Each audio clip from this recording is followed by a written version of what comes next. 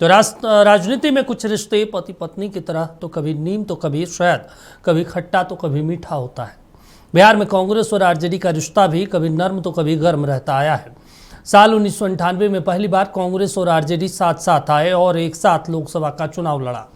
साल 2000 में विधानसभा चुनाव में दोनों अलग रहे, लेकिन 2005 में फिर एक साथ हुए। 2010 विधानसभा चुनाव में फिर दोनों अलग हुए और तब से यानी बीते 16 सालों से हर चुनाव साथ साथ लड़ते आए हैं। बागीपुर चुनाव को लेकर दोनों पार्टियों के रिश्ते में घमासान मचा है। तो आज इसी मुद्दे पर टू द पॉइंट में विस्तार से चर्चा करेंगे।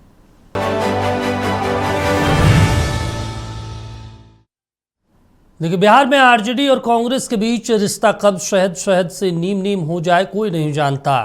हर चुनाव के पहले यही सस्पेंस रहता है कि इस बार कांग्रेस आरजेडी साथ साथ है या फिर आमने सामने।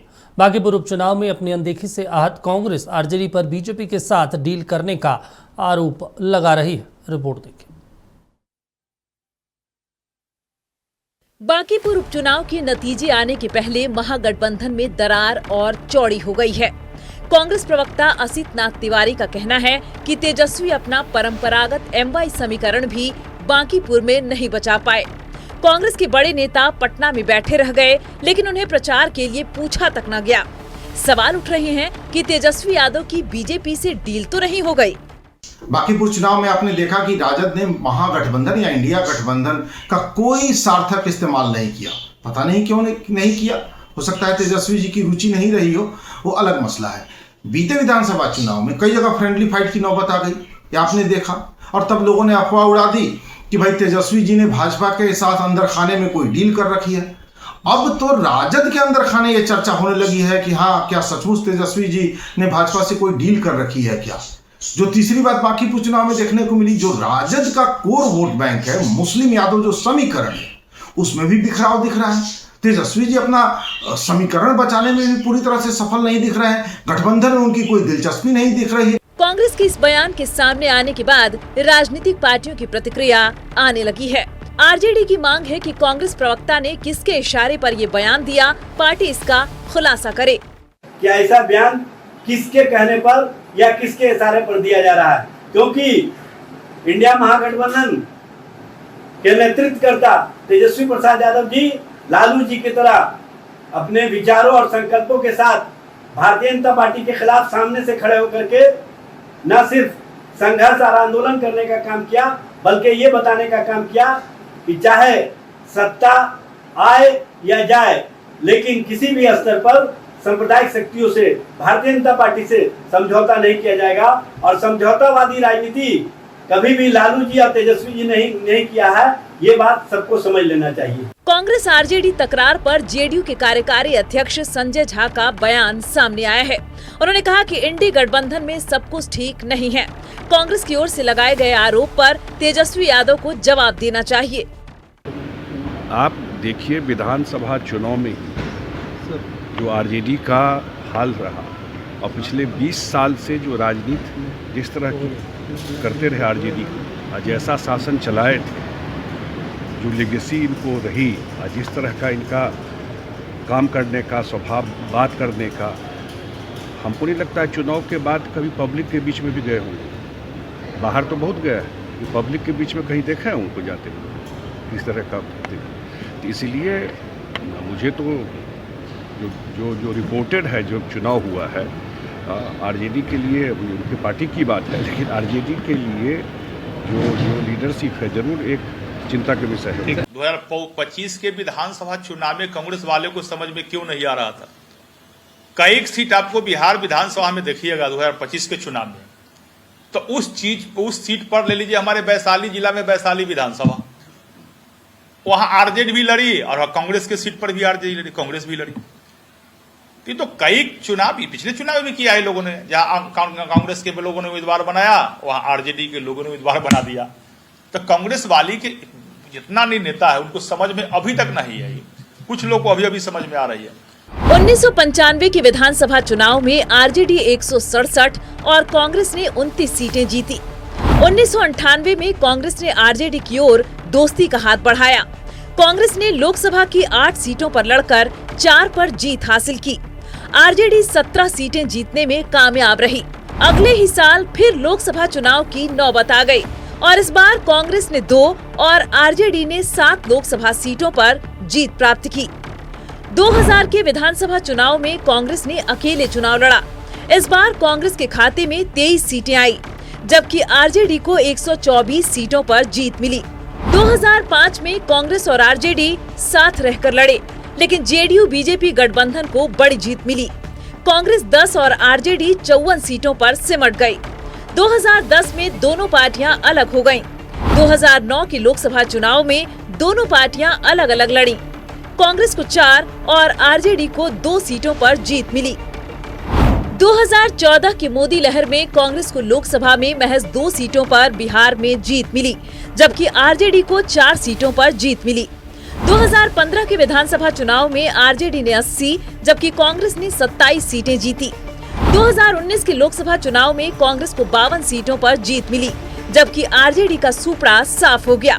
2024 के लोकसभा चुनाव में कांग्रेस को देश भर में 99 सीटों पर जीत मिली। इनमें से 3 सीटें बिहार की थीं, जबकि आरजेडी को 4 सीटों पर जीत मिली। 2025 असेंबली चुनाव में आरजेडी को 25 और कांग्रेस को 6 सीटों पर जीत मिली। मरगूब आलम, नक्षत्र न्यूज, पटना। चलिए चर्चा की शुरुआत कर लेते हैं, क्योंकि बांकीपुर चुनाव इस बार काफ़ी दिलचस्प रहा। खुद बीजेपी के राष्ट्रीय अध्यक्ष को 5 दिनों तक पटना में डेरा डालकर रहने को मजबूर होना पड़ा। प्रशांत किशोर ने बहुत महत्वपूर्ण तरीके से चुनाव लड़ा।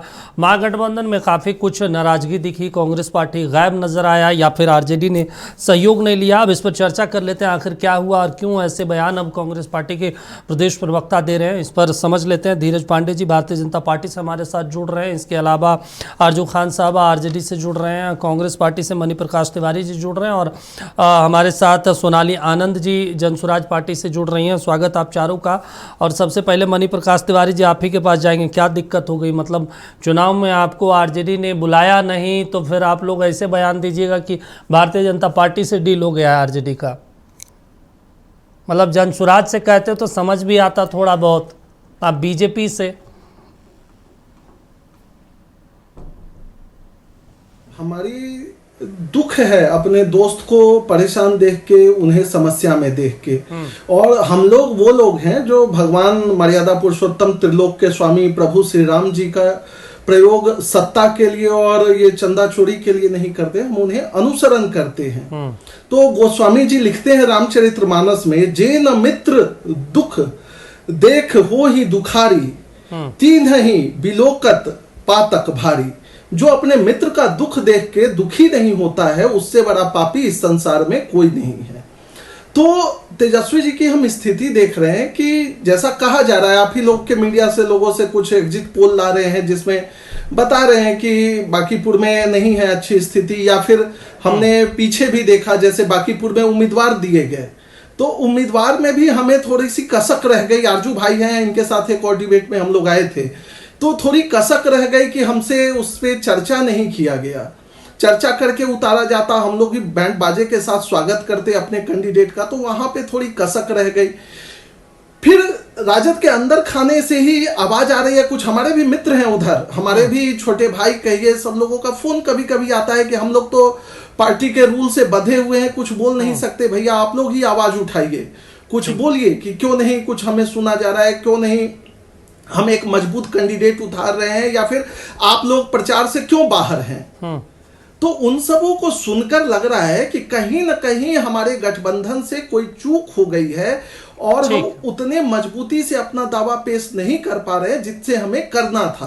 और इससे ओवरऑल देश के संविधान को नुकसान हो रहा है, देश की परंपरा को नुकसान हो रहा है, और संविधान सबसे जरूरी है, कमजोर हो रहा है। बस 1 मिनट खत्म कर रहे हैं। अभी हमारे पास 1 मिनट छात्रों का मुद्दा था, केंद्र सरकार के तमाम तानाशाही का मुद्दा था, इस पे हम अच्छा प्रहार कर सकते थे सरकार पे और उसे वापस से बांकीपुर में भी झुका सकते थे। अभी भी उम्मीद है झुका सकते हैं, लेकिन और ज्यादा मजबूती से हम ये उम्मीद रखते हैं। चलिए आरजू खान साहब, ऐसा क्या दिक्कत हो गया? आप लोगों ने चुनाव में मदद नहीं लिया, इससे पहले जब आपके उम्मीदवार खड़े थे राज्यसभा में तो उस दौरान कांग्रेस पार्टी ने सपोर्ट नहीं किया। झारखंड में जब कांग्रेस पार्टी के राज्यसभा उम्मीदवार थे प्रणब झा, तो आप लोगों के गठबंधन में ऐसी समन्वय नहीं बन पाई कि कांग्रेस के उम्मीदवार हार गए। अब बताइए, अब बांकीपुर में ये स्थिति है।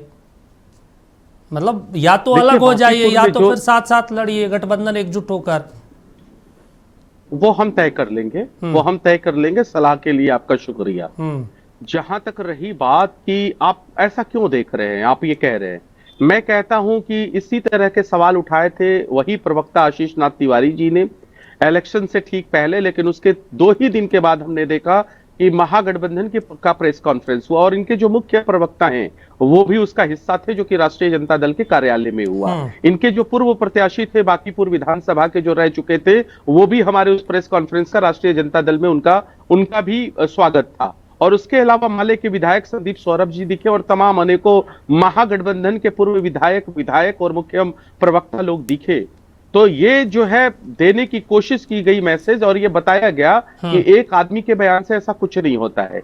लेकिन फिर दोबारा उन्होंने इस तरीके का बयान दे दिया, तो हम तो यही सीधा सवाल करेंगे कि आप किस इशारे पे कर रहे हैं। और वो मैं कोट कर रहा हूं अखिलेश प्रसाद सिन्हा जी को, जो आज उनसे ये सवाल पूछा गया एयरपोर्ट के ऊपर, तो उन्होंने कहा कि वो किसके इशारे पे कर रहे हैं और अभी नए नए भारतीय जनता पार्टी से होकर आए हैं, तो ये स्पष्ट मैं मानता हूं कि वो किसके इशारे पर कर रहे हैं। और जहां तक रही हमारी गठबंधन की बात, तो देखिए जिस तरीके से आपने कहा कि राज्यसभा में, तो हम तो जानते हैं कि सत्ता पक्ष के पास सीबीआई है, ईडी है, इलेक्शन कमीशन है, स्वायत्त संस्थाएं हैं और सबके ऊपर भारतीय जनता पार्टी का कब्जा है। और किस तरीके से जो अपोजिशन के जो लीडर्स हैं उनके ऊपर सीबीआई ईडी से दबिश डाला जाता है। सर, तो आप लोग तो कहते हैं डरो मत, लड़ना है, हम लोग डरते नहीं बीजेपी के शासन से, तो फिर ईडी सीबीआई से आप लोग क्यों डर जाते हैं और फिर चीजें बदल जाती है? हम कहां डरे साहब, हम कहां डरे? मैंने तो आपको ये दिया। और आदरणीय लालू प्रसाद यादव जी का यही तो इतिहास है, वो ऋण विहीन नहीं है। अगर किसी सांप्रदायिक शक्ति के सामने नतमस्तक नहीं किया इस बिहार प्रदेश के अंदर या इस देश के अंदर, तो सिर्फ वो राष्ट्रीय जनता दल है। और अगर हम अपने समझौता कर लिए होते अपने वसूलों से, तो जनता दल यूनाइटेड 20 सालों से शासन थोड़ी करती। भारतीय जनता पार्टी के साथ हम रहते, शासन करते, तो हम ऋण विहीन नहीं है और किसी सांप्रदायिक शक्तियों से हम डरने वाले नहीं है। ठीक है सर। सोनाली आनंद जी, जनसुराज पार्टी भी बड़ा एक्टिव इस पूरे बांकीपुर में नजर आई और ऐसा लग रहा था कि जनसुराज पार्टी लीड भी ले रही है जिस तरीके से मुद्दों को उठाया गया। अब आज हमने सुना प्रशांत जी को, वो कह रहे हैं एसएसपी पे आरोप लगा रहे हैं, कह रहे हैं हमारे पास सबूत है, बहुत बड़े स्तर पे धांधली हुई, छेड़खानी हुई। और जिस दिन वोटिंग हो रहा था उस दिन भी कई आरोप वो लगाते नजर आए, कई जगह समर्थकों में झड़प देखने को मिली। तो आप लोगों को लग रहा है चीज़ें आप लोगों के हाथ से निकल गई, इसलिए अब वो प्रेस कॉन्फ्रेंस करने भी जा रहे हैं? नहीं, देखिए, चीज़ें हाथ से निकली या नहीं निकली या रिजल्ट क्या आएगा, इस बात से कम्प्लीटली ये बात अलग है कि प्रशासन ने क्या किया, सरकार ने क्या किया और किस ढंग से अपने बल का प्रयोग किया। कोई भी आम व्यक्ति जो चुनाव में नहीं भी खड़ा है वो भी इस प्रश्न को उठा सकता है। तो ये क्योंकि लोकतंत्र है, यहाँ पे हर व्यक्ति को बोलने की आज़ादी है और कहीं पे भी अगर हमें सिस्टम में या सरकार द्वारा या किसी भी गवर्नमेंट बॉडी द्वारा, एंटिटी द्वारा कुछ भी गड़बड़ियां दिखाई पड़ती हैं, तो हम सक्षम हैं आवाज उठाने के लिए, चाहे हम किसी भी पार्टी से हों और किसी भी पार्टी से ना भी हों। तो जो भी बातें कही जा रही हैं इसमें बिल्कुल सच्चाई है। और सबसे अच्छी बात यहाँ पे ये है कि जितने भी आरोप लगाए गए, यहाँ का जनता का समर्थन है उसके साथ। यहाँ कोई भी व्यक्ति इस बात को झुठला नहीं सकता कि ऐसी चीजें नहीं हुई।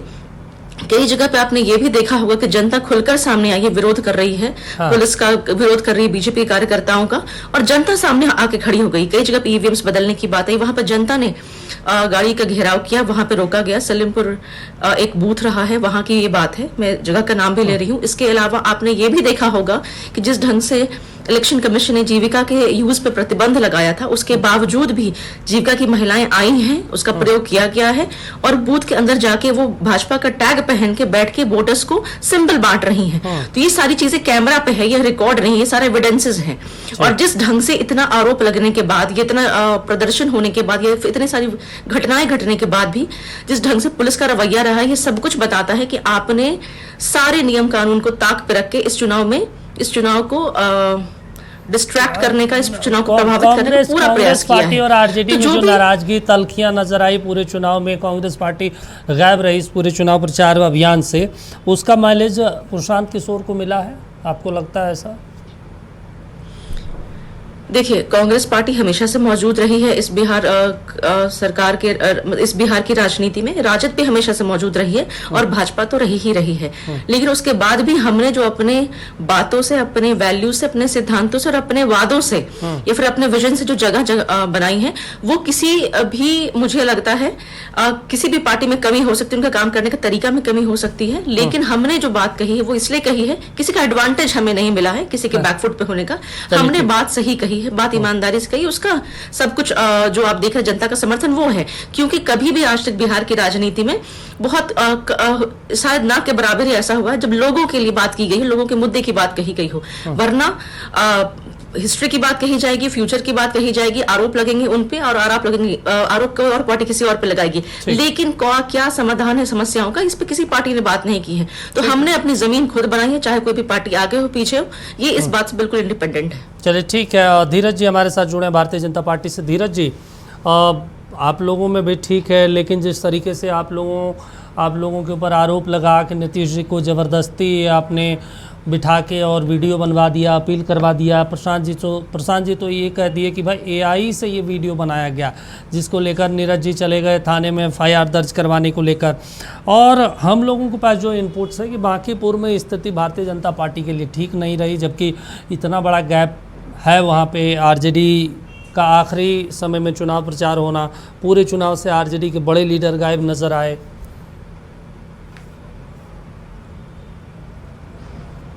जी नमस्कार जी। नक्षत्र के सभी दर्शकों, मेरी आवाज आ रही है? हाँ बिल्कुल बिल्कुल, बोलिए सर।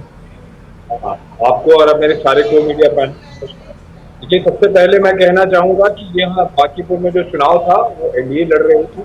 एनडीए गठबंधन है जो जिसकी नीति और नीयत बड़ी सही है।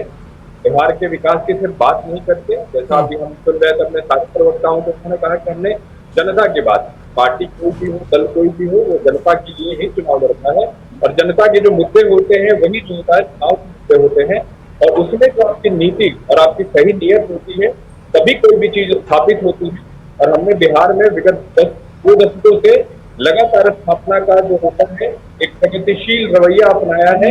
इसीलिए बिहार की जो जनता है वो हमको लगातार यहाँ की सत्ता पे आती कर रही है। यहाँ की देवतुल्य जनता, यहाँ के सम्मानित मतदाता हमको बड़ी मात्रा में अपना मत देकर, हमको आशीर्वाद देकर लगातार हमको सदन में भेजने का काम करते हैं। क्योंकि हम जनता के मुद्दे की सिर्फ बात नहीं करते, भटकाते नहीं, हम निरंतर एक प्रवाहमान होकर, चलायमान होकर हम की सारी बातों को स्थापित करने का कार्य करते हैं, हम सिर्फ बातें नहीं करते। और दूसरी बात मैं कहना चाहूंगा, किसने क्या कहा, किसने नहीं कहा, चुनाव जब आते हैं आरोपों का एक दौर चलता है, सब लोग इसी में किसी न किसी प्रकार से अपना फेस वैल्यू, अपने रिपुटेशन को चमकाने का प्रयास करते हैं। ये कितने विपक्ष में बैठे लोग भी ये सब वही है जिनकी ना कोई नीति रही ना नियत रही। मैं कांग्रेस के प्रवक्ता को कहना चाहूंगा, पिछले 35 वर्षों से बिहार की सत्ता से दूर है। बिहार की जनता ने ऐसा नकारा, इनको ऐसा नकारा कि दोबारा इनको ले आना नहीं चाहती।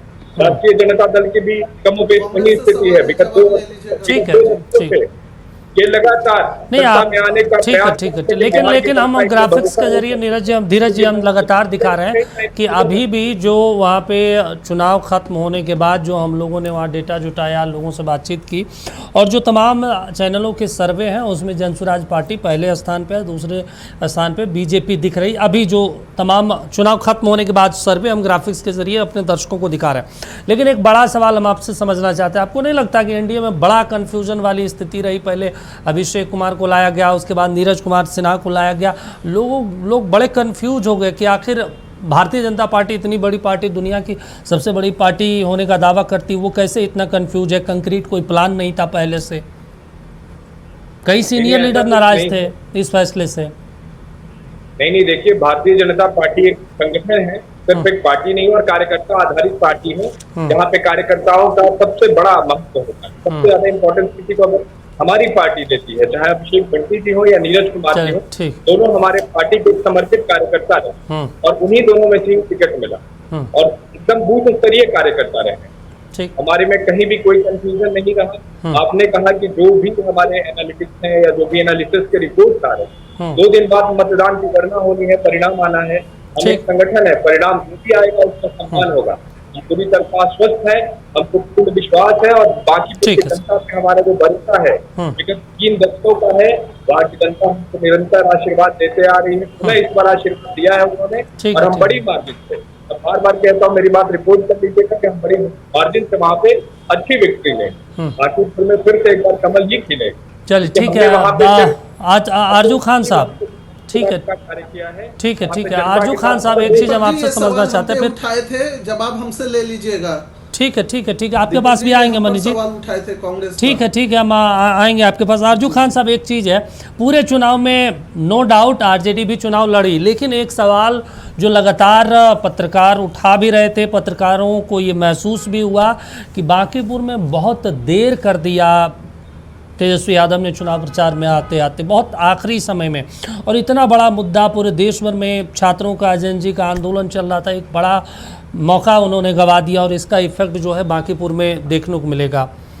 ये भी कई लोग कह रहे थे कि महागठबंधन में, हमने सुना कांग्रेस पार्टी के कई पूर्व विधायक थे, विधायक मौजूदा 1-2 विधायक थे, उन्होंने ये कहा कि अगर इस सीट पे मजबूती से चुनाव लड़ा जाता, अगर एक उम्मीदवार खड़ा कर दिया जाता या तो जनसुराज पार्टी के नेता को समर्थन कर दिया जाता, तो एक मजबूत आवाज़ जाती, पूरे देश भर में जाता कि देखिए दुनिया की बड़ी पार्टी के राष्ट्रीय अध्यक्ष की सीट को हमने जीत लिया है, तो एक अलग मैसेज जाता पूरे देश भर में। लेकिन वो मौका लगता है आप लोगों ने गंवा दिया।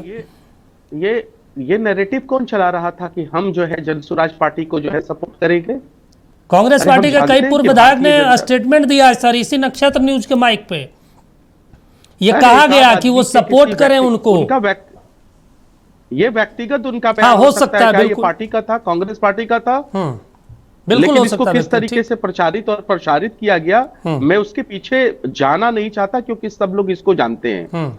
जहां तक रहे कि जेएनजी का इतना बड़ा प्रोटेस्ट हुआ, तो आपने देखा कि हमारे सांसदों को, चाहे वो मनोज झा हो, संजय यादव हो या फिर सुधाकर सिंह हो, किस तरीके से दिल्ली पुलिस ने उनको डिटेन किया, किस तरीके से जंतर मंतर पर जाने का काम किया, और किस तरीके से जंतर मंतर पर खुद चिट्ठियां लिखकर मनोज झा जो हमारे राज्यसभा के सांसद हैं, उन्होंने आवंटित करवाने का काम किया इन जेएनजीज को। तो इतना बड़ा सहयोग हमारा है, और ये छात्रों का था, ये छात्रों का पूरी तरह से आंदोलन था, और छात्र उसके लिए पूरी तरह से क्रेडिबिलिटी थी उनकी, पूरी तरह से वो कटिबद्ध थे, और वो उन्होंने किया। दूसरी बात की वो लेट क्यों आया, मैं कहता हूं कि हमारे जितने भी पार्टी के चाहे रमानंद जी हो, विधायक जो मौजूदा हो, अख्तरुल इस्लाम शाहीन हो, भाई वीरेंद्र हो, ये हमारे प्रदेश अध्यक्ष जी हो, रणविजय साहू जी हो, ये सब लोग पूरे तरह से रहे, मुस्तैद रहे, और उसके बाद जब आना था हमारे leader of opposition Tejashwi Prasad Yadav को, ठीक उसी तरीके से आया और उन्होंने उनका प्रचार प्रसार किया। लेकिन सत्ता पक्ष हम जानते हैं कि परेशान क्यों है, सत्ता पक्ष इसके ऊपर जरूर सवाल उठाएगी, क्योंकि ये उसका धर्म बनता है। तीसरी बात जहां तक रही, जो आपने कहा, भारतीय जनता पार्टी के हमारे प्रवक्ता साथी ने कहा कि हम लोग निरंतर विकास करते हैं और हमको जनता चुनती है। आप किसी गलतफहमी का शिकार मत बनिए साहब, आपको अभी भी बिहार प्रदेश की जनता ने चुना नहीं है, आप इलेक्टेड नहीं है, सेलेक्टेड हैं, और आपको झूठ प्रपंच और फरेब रचने पड़े। आदरणीय नीतीश कुमार जो आपके सहयोगी थे, जो आपके गठबंधन धर्म के साथी थे, उनके साथ आपने प्रपंच रचा, झूठ और फरेब और मक्कारी की। हाँ, वो गठबंधन ठीक है लोकतंत्र के अंदर, चलिए ठीक है, इलेक्टेड नहीं है, तो इस गलतफहमी में मत रहिए। आपको 2 दशक लग गए, लेकिन बिहार की जनता ने 2 दशक से ज्यादा।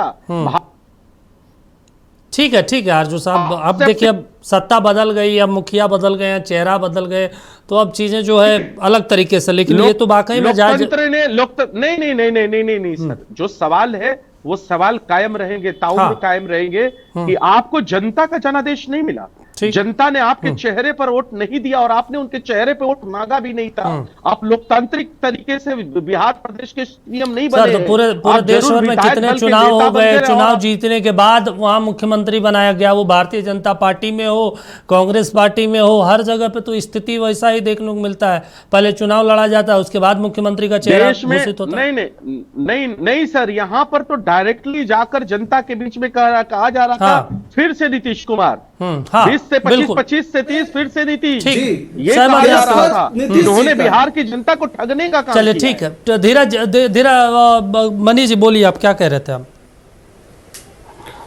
हाँ, सबसे पहले तो चुनाव में फेस दिखाया गया था नीतीश जी का, बाद में इन्होंने फेस बदल दिया। ये फेर बदल 3-5 का काम इनका पुराना है, जैसे चंदा चोरी किए। खैर देखिए, राजद से हमारा कुछ ऐसा मतभेद और ऐसा कुछ नहीं है। आप लाठी मार के पानी को अलग नहीं कर सकते हैं। आरजू भाई हमारे भाई हैं और ये पूरी पार्टी ऊपर से नीचे तक है, आपके भाई हैं, कहाँ कोई मना कर रहा है, लेकिन हम कह रहे हैं आपके भाई चुनाव में फिर साथ क्यों नहीं देते? हम सिर्फ ये कह रहे हैं आपके भाई चुनाव में साथ क्यों नहीं देते? आपके पास बिहार में नंबर्स थे, एक राज्यसभा महागठबंधन से हो सकता था, अमरेंद्र सिंह धारी, नहीं हुए। झारखंड में आपके पास नंबर्स थे, पूरे नंबर्स थे, 28 सीट, नहीं हुआ। जी जी, नंबर्स होते हुए भी नहीं है, तो भाई किस काम का सर? जी जी, सुनिए तो, भाई में कभी कभी फ्रिज में लड्डू आपका रखा रहता है, आपके भाई निकाल के खा जाते होंगे, तो वो उतना बड़ा मुद्दा नहीं है। अच्छा, राज्यसभा चुनाव में तो हार गए, लोकतंत्र की रक्षा के लिए एक है।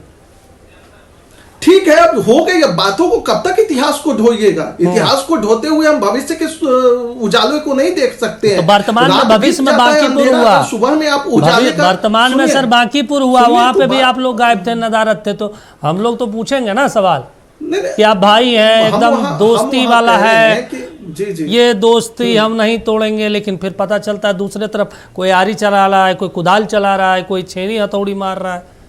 नहीं, कोई कुछ नहीं चला रहा है। आशीष जी ने सलाह दिया, और बांकीपुर में थोड़ा सही है कि हमारे और वरिष्ठ नेता आ सकते थे, जिसमें कहा क्या चूक हुआ हम लोग बैठेंगे और तय कर लेंगे, और इसमें भाजपा को खुश होना नहीं है। लेकिन बांकीपुर में जनता ने वोट दिया है यह देखकर कि गांधी मैदान के पास कैसे पानी लगा था, अभी भी एग्जीबिशन रोड और ये सब जगह कैसे जाम लग रहा है, कैसे AK-47 से छात्रों को गोली मारा गया, कैसे पैलेट गन से दिल्ली में छात्रों को मारा गया, किस तरह हर मुद्दे पे भरत तिवारी से लेकर बंटी यादव तक के मामले में कानून व्यवस्था फेल हुआ, कैसे पुलिस हत्यारी बन गए। इन सब मुद्दों पे बांकीपुर में वोट हुआ है, और मैं निश्चित रूप से कह रहा हूं भाजपा यहां ऐसा हारेगी कि वो पूरे देश में एक नजीर बनेगा कि हाँ, ऐसे किसी आतिताई को हराना है। जीतेगा कौन? अब देखिए, समय से पहले अगर फल को तोड़ लेंगे तो वो किसी नहीं जीतेगा। अगर बीजेपी हारेगी तो जीतेगा कौन, ये बता दीजिए। कल भी एक प्रवक्ता आपके जुड़े थे कांग्रेस पार्टी से, मैं पूछता रहा, वो कभी नहीं बताए कि कौन जीतेगा। हम कोई भविष्य वक्ता नहीं है। नहीं तो आरजेडी के उम्मीदवार जीत कर आ रहे हैं, आरजेडी की नेत्री जीत जाएगी, क्यों नहीं? तो आप बोलिए ना खुल के, आप बोलते क्यों नहीं? मैं ये जानता हूं भाजपा हारेगी, मैं ये कह रहा हूं भाजपा हारेगी। वो अलग बात है, प्रशांत जी विधायक बन जाए, जिसको जनता जनार्दन वोट देगी जीत जाएगा। चले ठीक है, खुल के नहीं बोल रहे आज। कई हम कांग्रेस के प्रवक्ताओं से हम डिबेट में बैठ चुके हैं, कोई नहीं नाम लेते हैं, वो कहते हैं हम बीजेपी को हराएंगे। अलग बात है जनसुराज के नेताजी। ठीक है सर, ठीक है, ठीक है।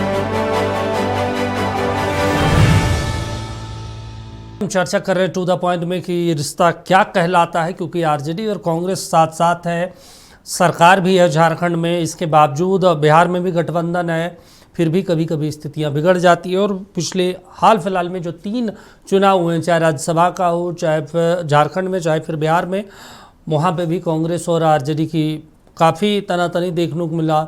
उसी तरीके से अब बांकीपुर चुनाव में भी है, इस पर हम चर्चा को आगे बढ़ा लेते हैं। सोनाली आनंद जी भी जुड़े हुए हैं। सोनाली जी, देखिए हम लोग तमाम चीज़ों को लेकर चर्चा कर रहे हैं। नो डाउट जनसुराज पार्टी ने बहुत अच्छे से इस बार चुनाव में लड़ा है, बहुत मजबूती के साथ चुनाव लड़ा है। परिणाम क्या आएगा ये तो 3 अगस्त को पता चलेगा। लेकिन एक चीज़ हम लोग जो महसूस कर रहे थे पूरे चुनाव में, जब लोगों से बातचीत कर रहे थे, तो वो कह रहे थे कि अगर बीजेपी को एक सीट मिल भी जाता है तो कोई फ़र्क उनके सेहत पे पड़ेगा नहीं, न सरकार के लिए भी कोई दिक्कत नहीं है, उनके पास नंबर्स है। आरजेडी को अगर एक विधायक हम यहाँ से जितवा भी देते हैं तो कोई फ़र्क नहीं पड़ने वाला, वो विपक्ष में ही रहना है। लेकिन प्रशांत किशोर को अगर हम भेज देते हैं सदन में तो युवाओं के मुद्दे उठेंगे, शिक्षा, बेरोजगारी, पलायन, इन तमाम मुद्दों को उठाए जाएंगे और एक नया विपक्ष बिहार में खड़ा होगा। क्या आप लोग जब लोगों के बीच जा रहे तो ये नैरेटिव, ये मैसेज लोग समझ रहे थे? लोगों में क्या लगा सेंटिमेंट? देखिए, अभी तक हमने जितनी भी बातें रखी, मुद्दों को रखा, वो जनता के सामने रखा और जनता ने उसे हामी भरी, जनता ने उसे स्वीकारा। तो मुझे अब ये लगता है कि एक प्लेटफॉर्म जब हमें मिलेगा, शायद वो सदन का प्लेटफॉर्म हो, जहां पे बात को सुना जाएगा, प्रश्न के फॉर्म में लिया जाएगा, जहां पे सरकार की जवाबदेही बनेगी उसका उत्तर देना, तो ये एक प्लेटफॉर्म की हमें जरूरत है। क्योंकि अभी जो भी हम बातें कहते हैं वो महज एक स्टेटमेंट बन के रह जाता है, उस पर सरकार अमल नहीं करती, हमारे बातों का खंडन कर देती है, फिर हमारे बातों को इग्नोर करके निकल जाती है, क्योंकि कहीं से उन पर बाइंडिंग नहीं है हमारी बातों का जवाब देने की। लेकिन ये बातें कितनी महत्वपूर्ण है ये सबने माना, बिहार की जनता ने माना, और इनफैक्ट सारे नेता हैं इस बात को भी मानते, भले उनकी राजनीतिक मजबूरी रहती है कि वो इस बात पे अमल नहीं करते, उस बात का जवाब नहीं देते। हर किसी की मजबूरी होती है, पार्टी भक्ति पहले आ जाती है, राज्य की भक्ति या देशभक्ति पीछे चली जाती है, ये हमने देखा है। तो मुझे लगता है जब हम सदन में पहुंचेंगे, एक सीट की तो बात होगी ही, एक सीट में जो भी कार्य नहीं हुआ उसकी तो बात होगी, वो कार्य किए ही जाएंगे, और एक साथ में एग्जाम्पल भी सेट किया जाएगा कि जब एक मुखिया गांव की सूरत बदल सकता है, जब एक पार्षद पूरे अपने एरिया की सूरत बदल सकता है, तो जब एक विधायक चाहेगा तो क्यों ना एक अपने पूरे विधानसभा की सूरत बदल सकता है। एग्जाम्पल सबसे पहले सेट होगा, जो कि हमें हर जगह लिमिटेशन देखने को मिलता है। कोई भी विधानसभा में किसी विधायक ने एग्जाम्पलरी कोई भी काम नहीं किया है, तो सबसे पहले एग्जाम्पल तो यही सेट होगा यहाँ पे। दूसरी बात यहाँ पे मैं ये कहना चाहती हूँ कि जिस ढंग से अभी बीजेपी हम बिहार में अपनी लोकप्रियता खोती जा रही है, सिर्फ बिहार नहीं, मैं पूरे भारत का नाम ले सकती हूँ इसमें, कि जिस ढंग से अपनी लोकप्रियता वो खोती जा रही है, लोगों का विश्वास कम होते जा रहा है। आपको लगता है कि अभी मौजूदा समय में लोग मानेंगे? अभी चुनाव हुआ, कई राज्यों में क्या स्थिति हुई आपने देखा, बंगाल जैसे राज्य में बीजेपी जीत कर आई। देखिए आप, देखिए मैडम, चुनाव से ही तो पता चलता है ना किस पार्टी की और किस जो लोग भाजपा की असलियत जानते हैं वो शुरू से उसकी असलियत जानते हैं। लेकिन जिस ढंग से अब इलेक्शन की बात की आप बात करें, 2-3 महीनों में ही जिस ढंग से पूरा सेटअप चेंज हो गया है, लोगों का रवैया बदल गया है। जैसे मैंने अनेक बार इस बात को कहा है, फिर कहती हूँ, गुजरात में, बुंदेलखंड में, एमपी में, आसाम में, अरुणाचल में, उत्तराखंड में, हर जगह पे आपको अपना विरोध देखना पड़ा। सिर्फ क्यों? क्योंकि आपने ऐसी ऐसी नीतियां बनाई हैं कि लोग उसका खुल के विरोध कर रहे हैं। उत्तराखंड जैसी जगह को भी आपने बर्बाद करके छोड़ दिया, और वहां के लोग अब सड़क पे उतर के आपका विरोध कर रहे हैं, जहां पे आपकी सरकार रही है। एमपी का क्या हाल है? हर नए कांड स्कैम में एमपी का नया नाम आ जाता है। एमपी तो मैं ये कहना चाहती हूँ कि आपने बहुत ही प्रयास किया सारे सच को दबाने का, लेकिन ये भी बात आप जान लीजिए, जिसे स्टैंड इन इफेक्ट कहते हैं, कि जब भी आप जिस बात को बार बार दबाते हैं, वो बात और उछल के सामने आती है और बड़ा व्यापक रूप में सामने आती है। तो शायद सच को कुछ देर के लिए धूमिल किया जा सकता है, लेकिन बहुत समय के लिए नहीं, और यही वजह है कि ये इनकी हार अभी बहुत जल्दी बाकी प्रोसेस की शुरुआत होगी। चलिए धीरज जी जवाब दे दीजिए। मैडम ने कई सवाल उठा दिए भारतीय जनता पार्टी पे, खास तौर से लोकप्रियता भारतीय जनता पार्टी की घट रही है, उनका मानना है।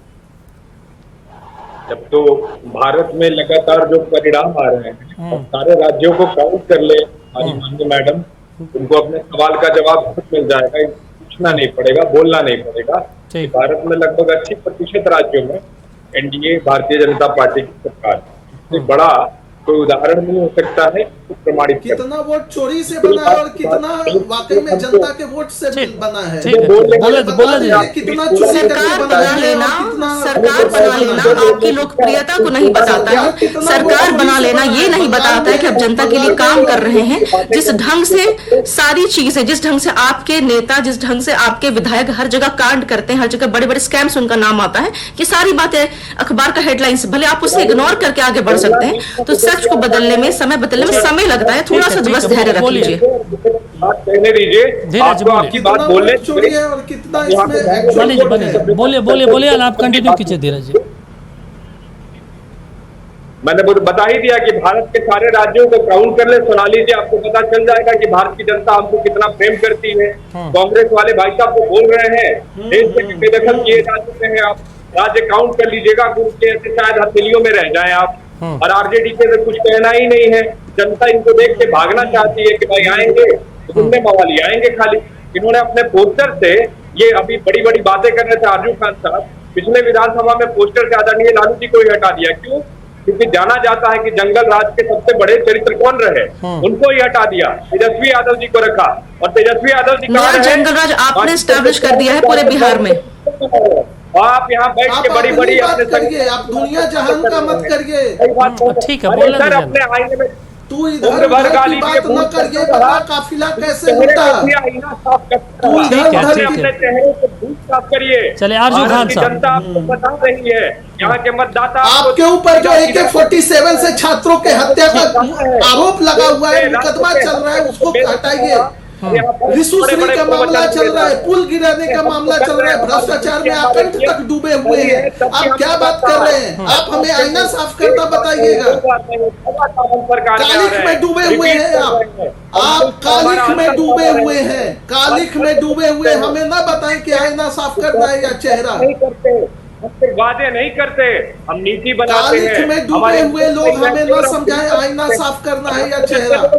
नीति बनाते हैं अडानी के लिए, नीति बनाते हैं अंबानी के लिए। चले ठीक। दीपक जी, आरजू खान साहब, आरजू खान साहब कुछ कह रहे हैं। ठीक है धीरज जी, मनीष जी ठीक है, आरजू खान साहब को बोलने दीजिए, बोलिए सर। कांग्रेस और राज्य तब यहाँ पे आके बड़े-बड़े अगर भारतीय जनता पार्टी के प्रवक्ता खामोश हो जाए तो मैं बोलूं? ठीक है, अगर इनका प्रवचन पूरा हो गया हो तो चले ठीक है सर। मैं खामोश होकर सुन रहा था, मुझे उकसाया आप दोनों लोगों ने, मैं सबको सुन रहा हूँ। यही हमारे आपके बीच। अरे साहब सुन लीजिए, अच्छा प्रवक्ता वही होता है जो अच्छा श्रोता होता है। खान साहब बोलिए। सुन लीजिए, मैं जानता हूँ कि सच कड़वा होता है, मैं जानता हूँ कि सच कड़वा होता है। एक चीज मैं दीपक जी कहना चाहूंगी, अपनी क्रिटिक से जो इतना उग्र हो जाए वो नेता नहीं हो सकता।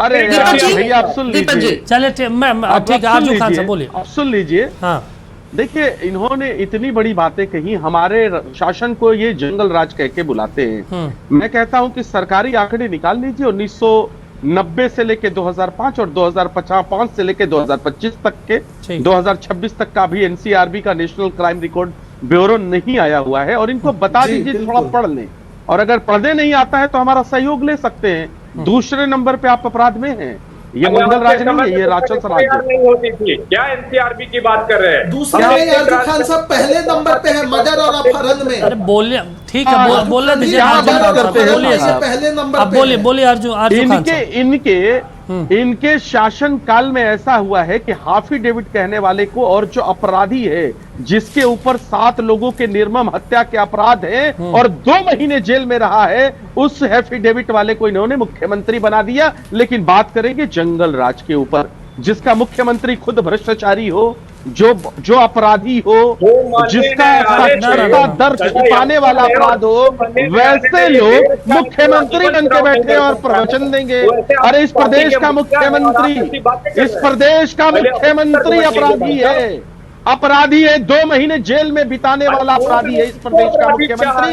और आप बात करिएगा, आप प्रवचन दीजिएगा, अरे आप प्रवचन दीजिएगा। 420 और गबन का आरजू खान साहब, ठीक है, बिहार प्रदेश का शिक्षा मंत्री है। तो बिहार के मुख्यमंत्री है, तो उनके ऊपर जो एलिगेशन लगे हैं मैं वो हटा दूं, जो कानून की धाराएं लगी है मैं उनको हटा दूं, क्या वो नहीं कहा जाएगा? अगर कानून की धाराएं उनके ऊपर लगी है तो मैं तो कहूंगा, ठीक है, कहिए तो मैं धाराएं बता दूं। ठीक है मनीष जी कुछ कह रहे हैं, उसके बाद सोनाली जी के पास जाएंगे। ठीक है सर, मणि प्रकाश जी कुछ कह रहे थे, कर दीजिए कीजिए आप। ऐसे धीरज जी आप ठीक है सर, प्रवचन दे रहे हैं। चलिए आरजू खान साहब बोलने दीजिए, प्रकाश जी बोलिए, मौका दीजिए, बोलिए तिवारी जी बोलिए। जी दीपक जी, हाँ दीपक जी, ये तमाम तरह की बात जो आदरणीय लालू जी पे लगाते हैं, पूछिए कि हमारे मुख्यमंत्री आदरणीय सम्राट चौधरी जी और उनके पूज्य पिताजी उस सरकार में विधायक थे कि नहीं उस पार्टी से? तो क्या उससे ये अपने आप को अलग कर सकते? अगर वो गलत था तो ये दोनों भी गलत थे। और आ जाइए, अभी ये राक्षस राज चल रहा है। अभी 2024 के NCRB डेटा के अनुसार बिहार में सबसे ज्यादा मर्डर हुआ है 2786। अपहरण का मामला बिहार में सबसे ज्यादा है 7305। NCRB का डेटा दे रहा हूं मैं। पुलिसिया हत्या, जिसको आप कह सकते हैं कस्टोडियल डेथ, अभी तक इस साल में बिहार में सबसे ज्यादा है 19। तो इस सब पाप से ये कैसे अलग हो सकते हैं? भरत तिवारी जी की हत्या पुलिस ने की है, पुलिस का सरकारी तंत्र मिलके भरत तिवारी जी का मर्डर किया है, तो ये तो अपराधी पुलिस है भाई। अन्य राज्यों में अपराधी लोग होते हैं, यहाँ तो अपराधी पुलिस है। बंटी यादव जी की हत्या जो हुई उसमें पुलिस क्या कर ली? कुछ नहीं कर ली। तो यहाँ सारे हत्या, सारे अपराध, सारे अपहरण तो ये सरकार के इशारे पे हो रहा है, और ये सिखा रहे हैं हमें कि चेहरा साफ करना है या आईना। जो लोग काजल में डूबे हुए हैं, जिनके ऊपर से नीचे तक काली पुती हुई है, वो हमें आईना साफ करना सिखाएंगे। शर्म नहीं आ रही है इन्हें? चलिए ठीक, छात्रों पे पैलेट गन चलवाए हैं, AK-47 छात्रों पे चलवाए हैं, और हमें समझा रहे आईना साफ चलिए करना। ठीक है। सोनाली जी, आप कुछ कह रहे थे, बोलिए। जी, सबसे पहली बात, जो अपना आलोचना सुन के, जो अपनी क्रिटिक सुन के अगर व्याकुल हो जाए तो आप समझ लीजिए कि उनकी सहिष्णुता कितनी है। तो सीधी सी बात है, हमने सरकार की नीतियों का क्रिटिक किया, आपका पर्सनली हमने कुछ भी नहीं कहा, बट फिर भी आपने अपना टेम्पर खो दिया। तो बेसिकली पब्लिक या सोशल लाइफ में ये शायद एक्सेप्टेबल नहीं है। दूसरी बात मैं यहाँ पे ये कहती हूँ कि जब एक किसी, अरे आपके लिए अमित शाह पैरवी करते हैं, आप उनसे अलग कहाँ हैं? अपने आप को आप अलग कैसे मानती है? 2 साल national vice president Amit Shah के कहने पे जनता दल यूनाइटेड में रही, सत्ता का सुख भोगने वाली है, तो आप कहाँ अलग हो सकती हैं? मैं आपको फिर कहती हूँ आरसू जी, मैं आपको फिर कहती हूँ, जनता जानती है, मैं आपको फिर कहती हूँ, मैं आपको फिर कहती हूँ, आपकी बातों का कोई मोल नहीं है यहाँ पे, आपकी बातों का कोई आधार नहीं है। किसी भी पार्टी का अध्यक्ष, उपाध्यक्ष, प्रेसिडेंट होना सत्ता में नहीं होना होता है, आपकी जानकारी के लिए बता दूं। और मैं ये फिर कहूंगी आपको कि आप आधा सच लोगों के सामने ना रखें, आप अपनी जानकारी के लिए पूरा सच पढ़ें। किस कंडीशन पे, किस कंडीशन से, कौन से मुद्दों पे जब डिसएग्रीमेंट हुआ, प्रशांत किशोर जी ने वहां से भटकाइए मत। मैं अभी बीजेपी से बात कर रही थी, आप मुद्दे को भटकाइए मत। आरजू खान साहब बोलने दीजिए, डिबेट ऐसी नहीं होती है, सुनाया जाएगा, अच्छे से लोग सुनेंगे, समझेंगे। अमित शाह जैसे मजबूत आरजू खान साहब बोलने दीजिए ना मैडम को। आप कौन मुंह से बड़ी बड़ी बात कर रही है? ठीक है, आप बोलिए मैडम, बोलिए। जनता ने बताया है। नहीं ठीक है, आपकी बातों का कोई आधार नहीं है। मैंने कह दिया किसी भी पार्टी का अध्यक्ष होना, उपाध्यक्ष होना आपके लिए बहुत बड़ा सत्ता का सुख हो सकता है, हमारे लिए नहीं है, हमारे लिए नहीं है। आप किसी पार्टी में उपाध्यक्ष बन जाइए, अध्यक्ष बन जाइए और आप सत्ता का सुख भोगिए, आप भी इसके लिए फ्री है। आप जाइए, अपने ही पार्टी में उपाध्यक्ष बन जाइए, अध्यक्ष बन जाइए और पूरी सत्ता का सुख भोगिए। जो भी बातें आप कह रहे हैं कोई आधार नहीं है यहाँ पे। प्लीज मुझे अपना आरजू खान साहब बोलने दीजिए ना मैडम को, उसके बाद फिर आपके पास आएंगे, लौटेंगे, तो फिर आप अपनी बातों को रखिएगा। आपकी पैरवी करते हैं और आप आधा सच ना रखें, आधा सच ना। ठीक है मैडम, आप कंटिन्यू कीजिए ना, बोलिए। प्रेजेंट पे बात करें, प्रेजेंट पे, क्योंकि आपके पास प्रेजेंट पे बात करने के लिए कुछ भी नहीं है। आपका प्रेजेंट पे बात करने के लिए कुछ भी नहीं है। बिहार की जनता के लिए आप बात नहीं कर सकते। यही बिहार की दुर्गति है, यही बिहार के लिए विडंबना है कि हर एक स्पोक्स पर्सन, हर एक नेता अपनी बात करता है, अपने पॉलिटिक्स की बात करता है, लेकिन बिहार की जनता की बात नहीं करता है। कि आपने देख लिया यहाँ पे। और दीपक जी, मैं ऐसे डिबेट नहीं कर सकती। यहाँ पे बबल्स मत बनाइए। अच्छा ठीक है, चलिए ठीक है, बोलिए धीरज जी जवाब दे दीजिए अब आप। ठीक है आरजू खान साहब, धीरज जी जवाब दे दीजिए। बहुत सारे सवाल आप ही के ऊपर दागे गए हैं, क्योंकि भारतीय जनता पार्टी तो सत्ता में है, सवाल भी आप ही की पार्टी से होना है। चिल्ला के कहिए। चलिए ठीक है, धीरज जी बोलिए। आप एक सभा ऑर्गेनाइज करिए, यहाँ को बातें चिल्ला के बोलिए। डिबेट पे ठीक है मणिप्रकाश जी, हो गया सर, बोलने दीजिए, धीरज जी को बोलने दीजिए, कितना विनम्रता से सुन रहे हैं। सुख है बहन। चलिए ठीक है, बोलिए धीरज जी। बहन, मुख्यमंत्री आवास में रहना सत्ता सुख होता है। चलिए ठीक है, अभी संघर्ष कर रहे हैं। आप भी जाइए, किसी पार्टी का अध्यक्ष उपाध्यक्ष बन जाएगा, आप भी सत्ता का सुख भोगिए। चलिए ठीक है धीरज जी बोलिए। और आप भी किसी न कहीं एक पार्टी में ग्रहण कर लीजिए और आप भी उसका सुख भोगिए। चलिए, अरे मैडम, तो राष्ट्रीय उपाध्यक्ष रहेंगे तो सरकार अपनी है ना, डिसीजन प्रशांत किशोर जैसे शख्सियत बनना बहुत मेहनत का काम है और उस पर कीचड़ उछालना, आरोप लगाना बहुत ही छोटा काम है। चलिए ठीक है, धीरज जी बोलिए। काफी समय से वो इंतजार कर रहे हैं। जनता का पैसा नहीं लूटा, स्कैम नहीं किया, चारा घोटाला नहीं किया, लैंड फॉर जॉब्स के लिए पैसे नहीं लिए किसी से। बोलिए धीरज जी, अपने मेहनत की कमाई से किया। किसी नेता में नहीं इतनी हैसियत है, ना आपके किसी वर्कर में इतनी हैसियत का परिदम है अपने आप को स्टैब्लिश कर सके। भाजपा आपके साथ है ना, इसलिए आप ठीक है धीरज जी बोलिए। भाजपा बोले आपके पास, हम राजद की बेटी में, आप बोले हम उसकी बेटी में। आपकी समझदारी पे दुनिया हंस रही है, आपकी समझदारी पे दुनिया हंस रही है। अपने आप को बेवकूफ साबित ना करें यहाँ पे। अमित शाह के कर्मों पर आरजू खान साहब कह रही है कि नेशनल वाइस प्रेसिडेंट कोई पद नहीं है। ऐसे कोई छलता है क्या किसी को? सत्ता के आरजू खान साहब बोले दीजिए, धीरज जी आवास में क्यों था? ठीक है, बोलिए धीरज जी, बोलिए धीरज पांडे जी, बोलिए। सत्ता में नहीं रहे और सत्ता में रह के उन्होंने कितने बड़े बड़े स्कैम्स किए, कितने बड़े बड़े घोटाले की दुनिया से छिपा हुआ नहीं है। अनंत काल तक आपके घोटालों का नाम लिया जाएगा, घोटाले का नाम लिया जाएगा। आजू खान साहब, परिवार द्वारा किए गए घोटाले, अब देखिए समय ज्यादा बचा नहीं सर, 10 मिनट है। चारा घोटाला का नाम जानता है और आगे भी जो है जन्म लेंगे इस बिहार की भूमि पे वो भी चारा घोटाले की बात करेंगे, तो आप क्या बात करते हैं? चलिए धीरज जी बोलिए, आप अपनी बातों को रखिए ना, हम ऑडियो म्यूट करवा देते हैं। चलिए ठीक बना है, दिया है आपके लिए जंगल राज की बात की जाती है। ठीक है, बोलिए धीरज जी, बोलिए अपनी बातों को। सत्ता में रह के आपने जनता के लिए कितना काम किया ये देखा है। आप ठीक हम है, पे क्या ठीक है, कीचड़ बोलिए धीरज जी, उछालेंगे? हमारा बोलिए। कोई बैकग्राउंड ही नहीं है, हमने जो की जमीन जीरो से शुरू की। मैडम बोले दीजिए ना। प्रशांत किशोर पांडे का छलावा ये भी नहीं आपकी हार की ही बौखलाहट अमित शाह के है, पैरवी ये भी वालों आपकी का हार की ही छलावा नहीं बौखलाहट चलेगा। है। आरजू खान साहब बोले दीजिए ना, आप आपका जांच धीरज नहीं जी कर का सकती समय है। भाजपा, क्योंकि आप उनकी सहयोगी हैं। ठीक है, आप उनकी पार्टी का प्रवक्ता सिर्फ एक लाइन 10 मिनट से आप रट रहा इसीलिए है। आई हैं। आरजू खान साहब, आप ऑडियो गिरवा देते हैं सर, ऑडियो डाउन करवा देते हैं। उसके पास कंटेंट क्या है, उसके पास मुद्दे चलिए क्या ठीक है, है, उसके पास बोलिए धीरज जी, अब आप बोलिए। मैडम सुनाने के लिए क्या सुना है? लीजिए। ठीक है, बोलिए धीरज जी। पार्टी को आप मजबूत करने के लिए आई हैं। आपको मुबारक हो, आरजू आपका खान साहब, छल, ठीक है। प्रपंच।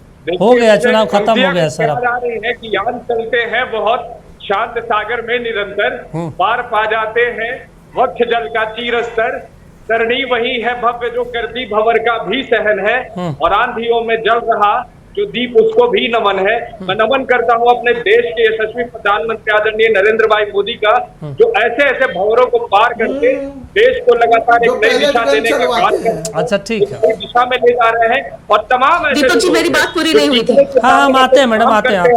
जो कि बातें करते हैं और बात बिगाड़ने की बात करते हैं। हम वैसे सारे भंवर को पार करके आज देश के तीसरे बार के वो प्रधानमंत्री हैं, और मैं निश्चित रूप से कह सकता हूँ कि उन्होंने ऐसी बिहार में वो भंवर आपने क्रॉस नहीं किया, फरेब रखना पड़ा आपको। 2047 तक एक विकसित भारत का लक्ष्य लेके एनडीए भारतीय जनता पार्टी चल रही है। देश के यशस्वी प्रधानमंत्री आदरणीय नरेंद्र मोदी जी के नेतृत्व में 2047 तक आकर लोगों की भारत में कहीं कोई स्थान नहीं मिलेगा, इतना मैं दावा कर सकता हूँ। चलिए ठीक है, जनता भी ये देख रही है कि आप लोग बोलिए कर बोलिए, रहे आप थे। मणि प्रकाश जी बोलिए आप। ठीक है, उसके बाद सोना लीजिए और राजू खान साहब के पास जाएंगे। ठीक है धीरज जी, देखिए, ठीक है, जब इनके बोलिए। पास कोई कंटेंट नहीं होता है तो ये तमाम तरह के एडजेक्टिव जोड़ के आदरणीय ठीक है, धीरज जी, हो गया सर, हो गया। ये आदरणीय प्रधानमंत्री जी 22 छात्रों की आत्महत्या पे नहीं बोले, यही प्रधानमंत्री जी पैलेट गन चलवाए हैं छात्रों पर, यही प्रधानमंत्री जी पेपर लीक पर नहीं बोले कई महीनों तक, यही प्रधानमंत्री जी बच्चों को उकसाए प्रदर्शन के लिए कि वो पढ़ाई छोड़ के प्रदर्शन करें, और आज ये प्रधानमंत्री का वाहवाही करें। जब देश की आर्थिक स्थिति बर्बाद हो रही थी तो यही प्रधानमंत्री जी मेलोडी बांट रहे थे, पूरे देश की अर्थव्यवस्था, शिक्षा, सबको बर्बाद कर दिया है प्रधानमंत्री जी, और ये उनका गुणगान गा रहे हैं। किस लिए ये गुणगान है? 3 बार प्रधानमंत्री जी वोट चोरी करके बने हैं ये। चले ठीक है, वोट चोरी करके, चलिए ठीक है, एक 2 मिनट और मैडम, 2 मिनट और समय है। मणि जी सुना लीजिए, आप बोलिए, 1 मिनट आपके पास है मैडम। ठीक है धीरज जी, अब 2 मिनट समय है, बोलिए, सुना लीजिए, 1 मिनट है आपके पास। ये तमाम तरह के एडजेक्टिव जोड़ के बेवजह का गुणगान ठीक कर है, रहे सुना हैं। लीजिए, बोलिए, कंटिन्यू कीजिए। पेपर चोरी, चंदा चोरी। मैं भाजपा के प्रवक्ताओं से यही कहना चाहूंगी, जितना ये कविता पढ़ते हैं, जितनी ये कविता पढ़ते हैं, जितना ये रामायण पढ़ते हैं, जितना ये महाभारत पढ़ते हैं, कम से कम अपनी रिपोर्ट्स को भी पढ़ लें तो ज्यादा अच्छा रहेगा। यहाँ पे उसको कोट करें, रामायण को कोट ना करें, महाभारत को कोट ना करें, या किसी कविता को कोट करें। यहाँ पे पॉलिटिक्स की बात हो रही, समाज की बात हो रही, जनता के हित की बात हो रही, तो एटलीस्ट रिपोर्ट की बात करें यहाँ पे। दूसरी बात मैं ये कहना चाहती हूँ यहाँ पे कि जब इनके किसी भी नेता को कोई भी व्यक्ति उनसे सवाल पूछता है, उनके लिए कोई अभद्र शब्द बोलता है, तो उसका डिटेंशन तुरंत हो जाता है। हमने ये भी देखा है सीजेपी के प्रोटेस्ट में कितने लोगों पे कार्रवाई की गई, महिलाओं को, लड़कियों को घर से उठाया गया, उनसे माफी मंगवा के बकायदा वीडियो बनवाया गया कि हमसे बहुत बड़ी गलती हुई। पुलिस प्रेशर में ये सारी चीजें की जाती हैं। आप सोचिए, लाखों की भीड़ में एक महिला पकड़ी जाती है या महिला को उठा लिया जाता है जिसने प्रधानमंत्री से डायरेक्टली सवाल पूछा।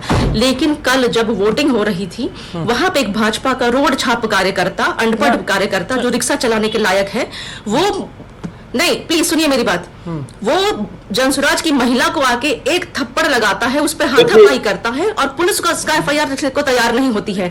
बड़ी मुशक्कत के बाद एफआईआर लिखा जाता है, लेकिन उसके बाद भी वो व्यक्ति पकड़ा नहीं जाता। तो आपने अपने तंत्रों कैसे इस्तेमाल किया है ये हमने देखा है। और आप जो ये नारा लगाते हैं महिला शक्ति के लिए, ये झूठा खोखला नारा है। और आपने बेटी पढ़ाओ बेटी बचाओ के नाम पे क्या किया ये पूरी भारत ने देखा है। आपके संसद में बैठे हुए मैक्सिमम लोग क्रिमिनल बैकग्राउंड से आते हैं, रेप के केसेस हैं उन पे। तो आपने 80% पैसा इस मद का अपने प्रचार में खर्च किया, ये रिपोर्ट है, आंकड़े बताते हैं। चलिए तो आजू खान साहब 1 मिनट बस। ये रोना रोते हैं कि मुझे गालियां दी गई, लेकिन आम लोगों में बर्बाद नहीं जाती, उसका सरकार संज्ञान नहीं लेगी, उसका पुलिस संज्ञान नहीं लेगी। ये है भाजपा का असली चरित्र, ये है भाजपा का आजू असली खान साहब 1 मिनट है, कंटिन्यू कर लीजिए अपनी बात को। बस तिवारी जी, अब ऑडियो डाउन कर दीजिए तिवारी जी का। चलिए आजू खान साहब बोलिए, 1 मिनट है सर बस। जी देखिए, मामला ये है ना कि भारतीय जनता पार्टी जो है जुमले अच्छा गढ़ती है, और देश के यशस्वी प्रधानमंत्री ने कहा था make in India, skill India, ठीक है, अब की बात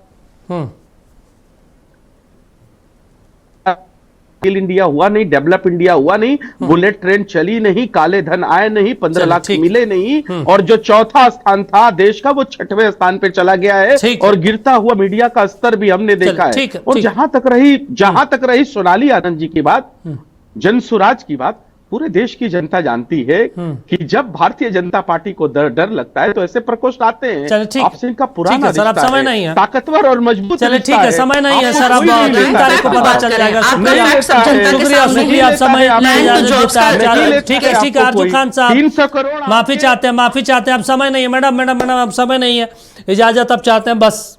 आप चारों जुड़े और अपना कीमती समय दिया, शुक्रिया। टू द पॉइंट में जुड़ने के लिए। देखिए अब 3 तारीख का इंतजार करना होगा, जब 3 तारीख को परिणाम आएंगे, क्या कुछ ईवीएम से निकलते हैं, कौन विधायक के रूप में बांकीपुर का प्रतिनिधित्व करता है, 3 तारीख तक इंतजार करना होगा। टू द पॉइंट में अभी के लिए बस इतना ही। देखते रहिए नक्षत्र न्यूज।